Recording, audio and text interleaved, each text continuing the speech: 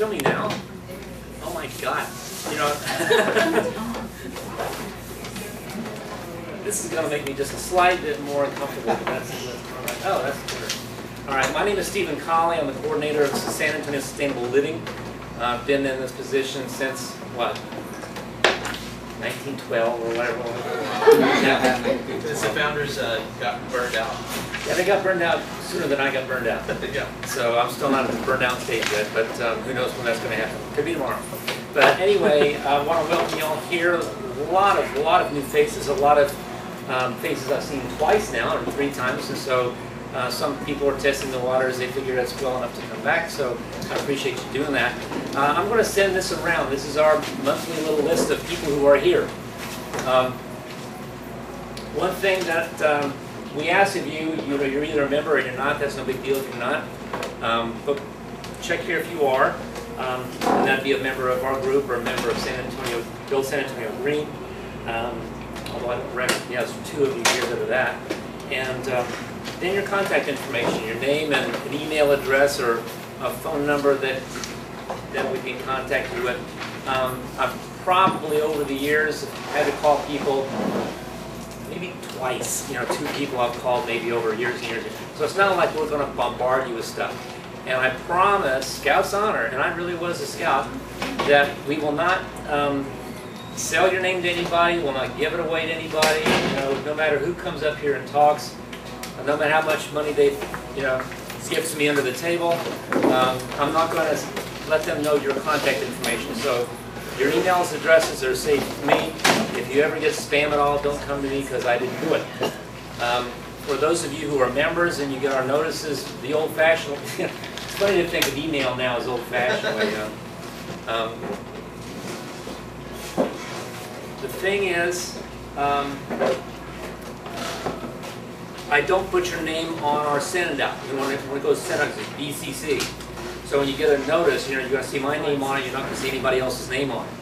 And so we don't have any BCC addresses that are on the email for all those spam bots to come along and grab your name and sell you all sorts of crazy stuff.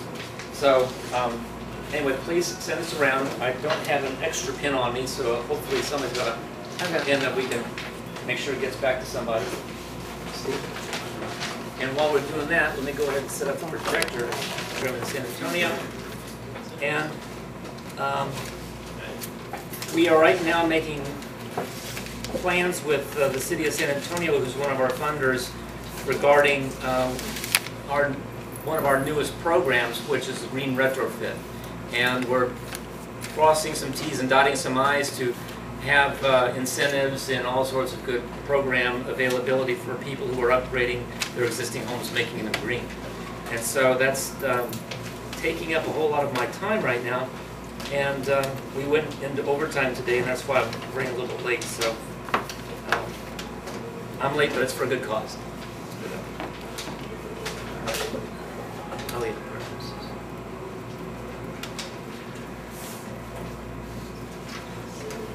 Are these going to be financial incentives for some way or the other for the upgrading to green? Yes. That include green roofs?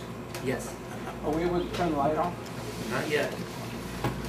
Let's get something going here.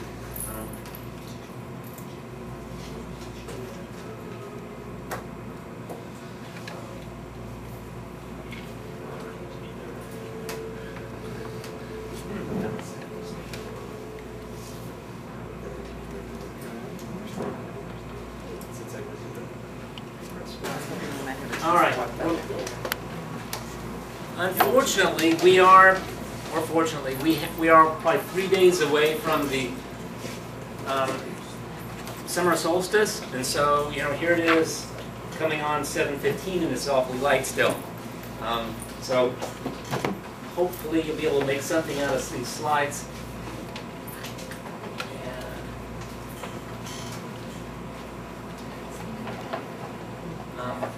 What this is a selection of 3 recent workshops that I've been to with some discussion about what I found out, some notes, like pretty much recent ramblings on things.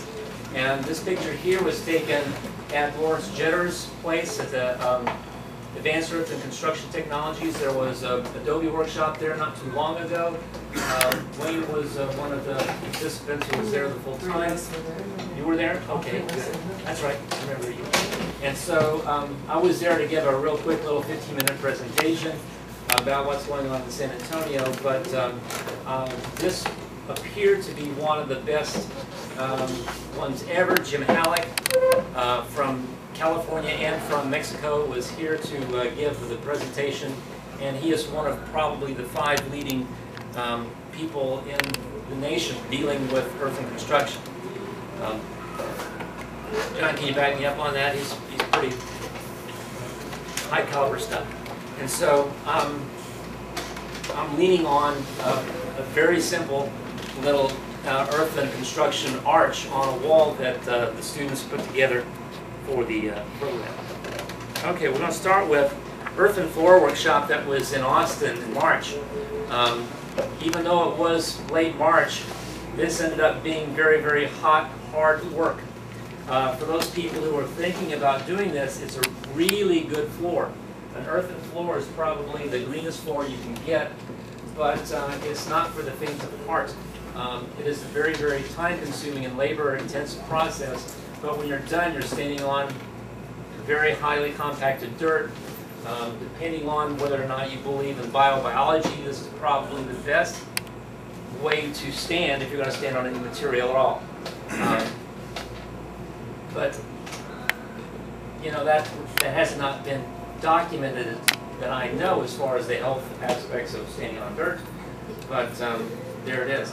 Now, just because it's a dirt floor doesn't mean that when you spill something on it, it's just going to be a muddy blob and you're just going to track them out over the rest of the house. It doesn't work that way because this is highly compacted and it's sealed. You seal it with oil, you seal it with wax, you can seal it with something, but it keeps from being just a muddy mess. It's not like the dirt floors we think about when we think of you know, third world countries, and they just have these little shacks and pretty little floors. As you can see barely on this, this was a workshop we wanted to kind of get through all the stages of what it takes to make an earthen floor. So the big picture on the left, as you go from lower left to upper right, you can kind of see the layers. And even that lower left picture is at the very, very beginning. The upper right photograph, the little tiny one in the corner, shows what was started with. What was started with was some very craggy river rock that was put down in the space. This space that we're doing was a one-car garage, and they're turning it into a little studio space. And so we wanted to make an earthen floor out of it, and so here we are. The rocks were put into place before the workshop began. It would have just taken way, way, way too long, so even that was a chore, just laying down all that rock. The rock was between the size of golf balls and baseballs and very craggy, and that was kind of tamped into place in order to get it to stabilize somewhat. And then the chore happened to, the next step was to bring the dirt in and put on top. And so the middle picture there is one where the sand and the dirt and the clay was dumped on the driveway of the house, and it was a matter of mixing it up in the wheelbarrows and sifting it through screens. You see the lower picture there, there's a wooden frame box. Sorry, it's really tough to see that, but there is a hardware cloth screen on the bottom of that, so that when you're putting the dirt on top, you're screening it out so that the big chunks stay behind and you can just get the fines.